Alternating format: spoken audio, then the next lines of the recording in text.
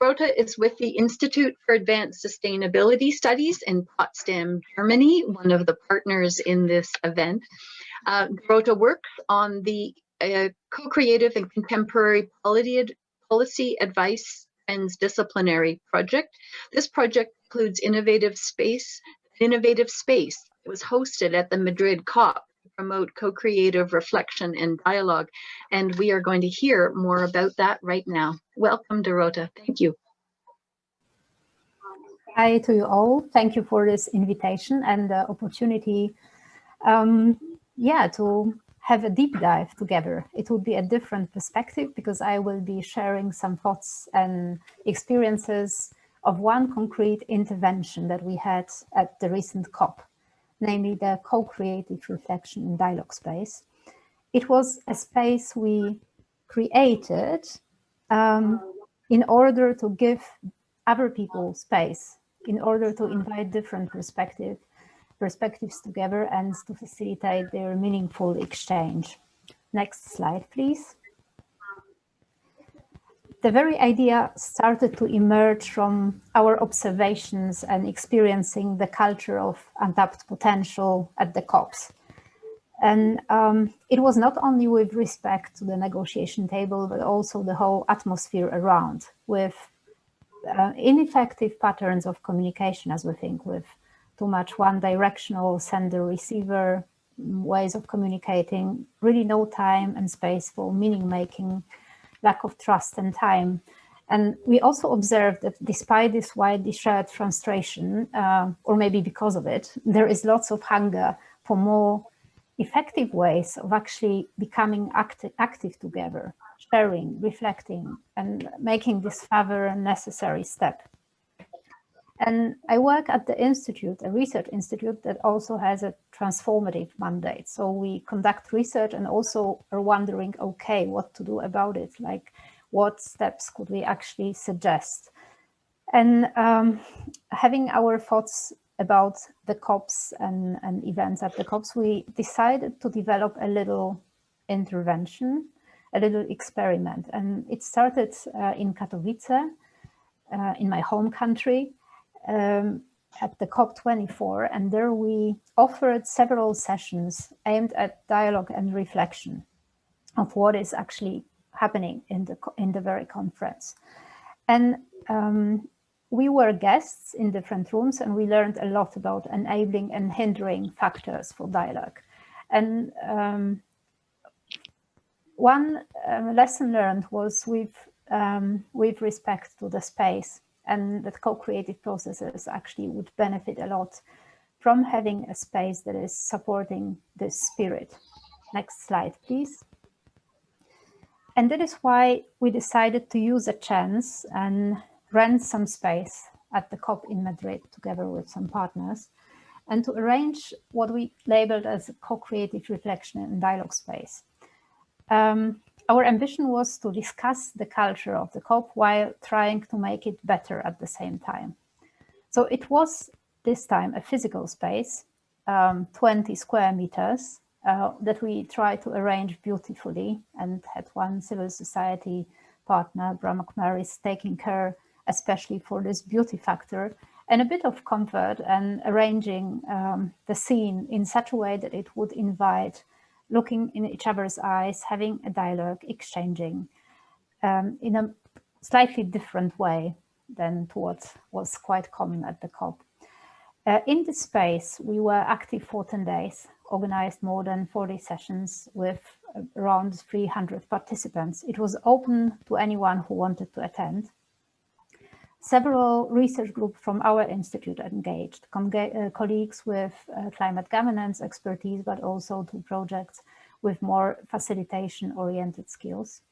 We also have a research team around this space with Chalmers University, Lund University, University of East Anglia colleagues who supported us and helped to make it also a learning experience for us and for a broader community around. Next slide, please. There were several formats organized in this space, and at the very core was a learning journey with 20 workshops organized along 3 lines of inquiry. As I told you, the very culture of the COP was at the very center. It was something we wanted to ask people about. Are they actually comfortable with what is going on? And so we wanted to invite participants to evaluate the current state of communication and collaboration at the COPs, envision a future culture of communication and collaboration that could support climate action, and also try to outline concrete steps to take here and there, to act now, out of one's own sense of agency, so to say. And we had each session devoted to one of the guiding questions explored in an interactive way. This employed really full bunch of different facilitation methods, techniques, and so on, depending on the respective question. And it varied from session to session. Next slide, please. We also have one additional format that we organized in advance. These were so-called guest sessions. And there we invited some civil society partners, experts, different guests, so to say, to share their research or initiatives, but in a circle dialogue format. So away with panels and like showing your great messages to the crowd. No, it was all arranged in a circle with just a little input from an expert or guest, and then this time and space for making meaning together, for processing information, so that also the guest experts and speech givers could learn and could see how their ideas resonate. It is sometimes a missing piece apart from hearing difficult questions. And what was also very interesting, something we actually hoped for but couldn't plan it in advance, were ad hoc interactions. So there has been a lot that has been triggered by the very space. We were approached by people seeking advice. People were coming to take rest and time for individual reflection or just to exchange with some people they found interesting in the session. And some collaborations, even like the one today, emerged out of such encounters. It was very, very powerful, I must say. Next slide, please. I don't have, of course, enough time to present our research in a fair way that would be comprehensive. So let me just mention that we had this great accompanying team who conducted surveys, expert interviews, observed each session. We had STEAM reflection protocols and collected session outputs. It all has been harvested. It was all to learn from this process, for the process, but also for the broader community, and to enable us as a team critical reflection and learning across the process. And to present you some findings in a very, very little nutshell, I can just mention that most of our participants did agree that the culture of collaboration and interaction needs to be changed at the COP. Well, it was a self-selected sample of people who already stepped in because they wanted to discuss such issues, but the resonance was really, really huge.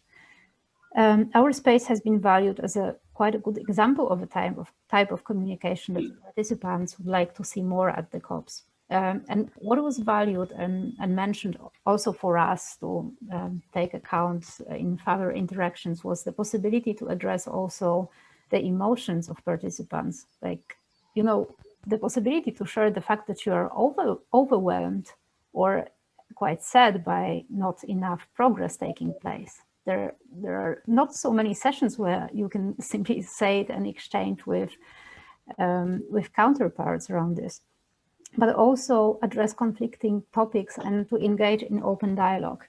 And I found it really striking what was said in the presentation before my presentation, namely this keyword around listening.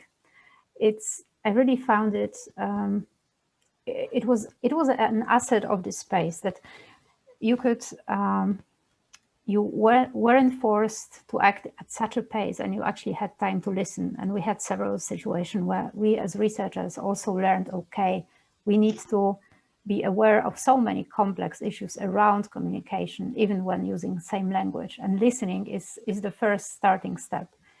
Very, very powerful experience as well.